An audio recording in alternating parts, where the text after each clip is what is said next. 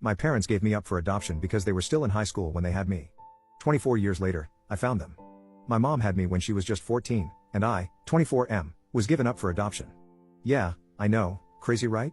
My parents told me about her growing up, and I still have the letter she wrote me, asking if they could give it to me when they deemed fit. It's crazy reading it sometimes and knowing it was a literal child who wrote it, saying she's sorry she couldn't be my mom but hopes I'm happy.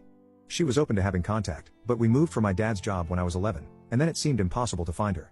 But luckily, I did. She's working at this small restaurant, and I keep going, but she doesn't know it's me. We talk sometimes, and she seems like a nice lady. Sometimes when she says something like, "Do you want a refill, honey?"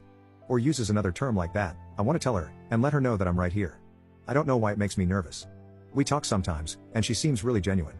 If it's not super busy, she's more open to talking about random stuff. I literally drive 2 hours to come eat at this place just to see her. And it's like she knows me already because I'm there once or twice a week for the past 3 months, so she always says hi with a big smile. But man, if only she knew. Update 1. Well, I did it. I told her, and yeah, it was pretty heavy. My heart was beating super fast the entire time. I waited for her to finish her shift and until they were done closing up the restaurant. After she finished closing up, she saw me waiting in the parking lot. We waved and said hi to each other, but then I told her there was something serious that she needed to know. First, I apologized for keeping it from her for so long. She didn't react until I actually pulled out her letter. Then she started bawling from there, screaming and crying at the same time, and I didn't even have to finish the whole "I'm your son" speech. She just saw it and knew. It was crazy. The next thing I know, she's hugging me instantly, but then she pulled back and asked if it's okay to hug me. Of course it is, and we're just there hugging and crying in the parking lot. It hit her hard. Her legs gave out for a second, so I had to actually hold her up while she's still hugging me for a minute. What really got to me was her saying, "Look how big you've got."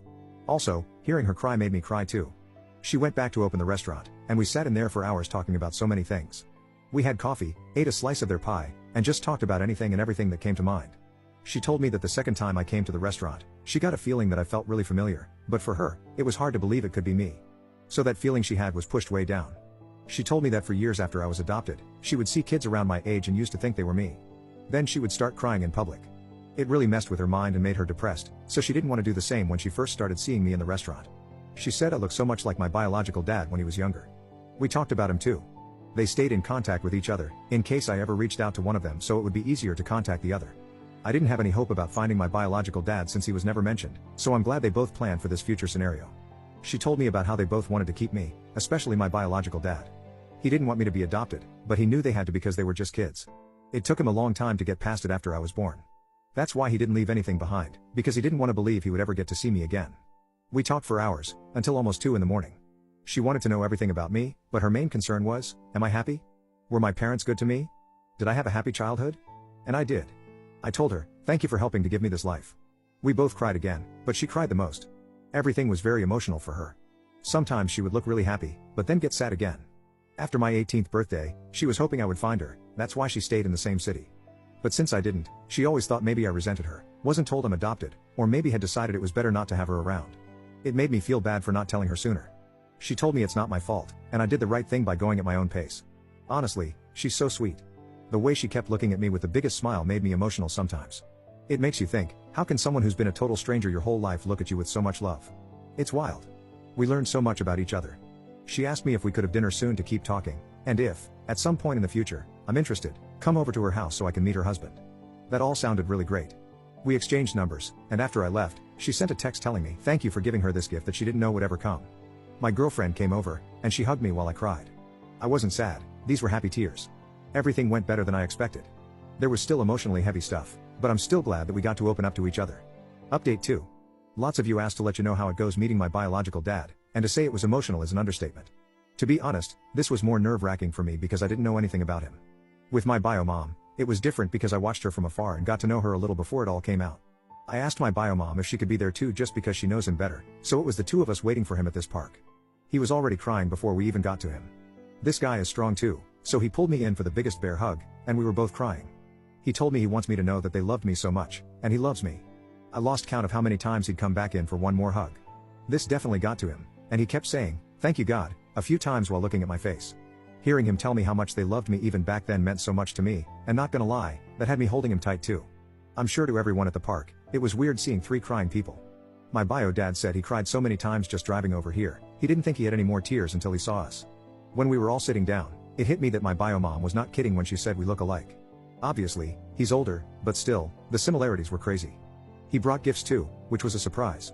It was really nice. He told me I don't have to keep them if I don't want to, but he felt weird not coming with anything, and he's wanted to give this to me for a long time. One was a teddy bear holding a picture frame of him at the hospital holding me. He was 15 years old. It's still crazy to realize that. The other thing was a journal. The journal thing was stuff he said he started writing to me years after I was adopted. He was in therapy, and that helped him cope, thinking he would give them to me one day, his way of still feeling connected to me. I haven't read everything yet, but some of the pages were his thoughts and as if he was talking directly to me. How he felt when they found out she was pregnant, then the adoption, everything going on in his mind when he first got to hold me as a baby.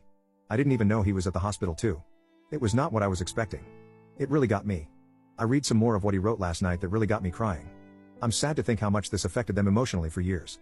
Also, I think it's pretty sweet he wanted to write this for me.